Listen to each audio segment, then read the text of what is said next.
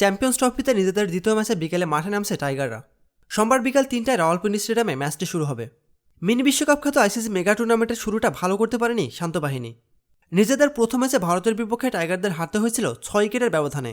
ভারত নিজেদের পরের ম্যাচটাও জয় পেয়েছে পাকিস্তানের বিপক্ষে। এমন অবস্থায় আজ নিউজিল্যান্ডের বিপক্ষে বাংলাদেশ মাঠে নামছে ডু অর ডাই ম্যাচে। অন্যদিকে 3 জাতি সিরিজ খেলার সুবাদে এ মাসের শুরু থেকে পাকিস্তানে আছে নিউজিল্যান্ড দল। স্বাগতিক পাকিস্তান আর দক্ষিণ আফ্রিকাকে হারিয়ে সিরিজটাও নিজেদের করে নিয়েছে তারা। এরপর চ্যাম্পিয়ন্স ট্রফিতে পাকিস্তানকে হারিয়ে ভালো শুরু করে নিউজিল্যান্ড। সব মিলিয়ে চ্যাম্পিয়ন্স ট্রফিতে যুগল আত্মবিশ্বাস সঙ্গী হয়েছে নিউজিল্যান্ডের। 3 সপ্তাহের বেশি সময় ধরে এখানে থেকে পাকিস্তানের কন্ডিশনের সঙ্গে দারুণ অভ্যস্ত হয়ে উঠেছে মিচেল স্যান্টনারের দল। তবে এরই মধ্যে আগামীকাল রাওয়ালপিন্ডি স্টেডিয়ামে বাংলাদেশের মুখোমুখি হওয়ার আগে আরও একটি ভয় মিচেল স্যান্টনারের সামনে। তার চোখে ভালো দল বাংলাদেশ অঘটন ঘটিয়ে দিতে পারে যে কোনো বড় দলকেই। আজ রাওয়ালপিন্ডি স্টেডিয়ামে অনুশীলনে যোগ দেওয়ার আগে সংবাদ সম্মেলনে সেই কথাই বললেন নিউজিল্যান্ড অধিনায়ক। তো দর্শক, চ্যাম্পিয়ন্স ট্রফিতে আজ কেমন করবে বাংলাদেশ? কমেন্ট করে জানিয়ে দিন আপনার মূল্যবান মতামত। প্রতিনিয়ত খেলাধুলার আপডেট জানতে খেলাযোগ টিভির সাথেই থাকুন।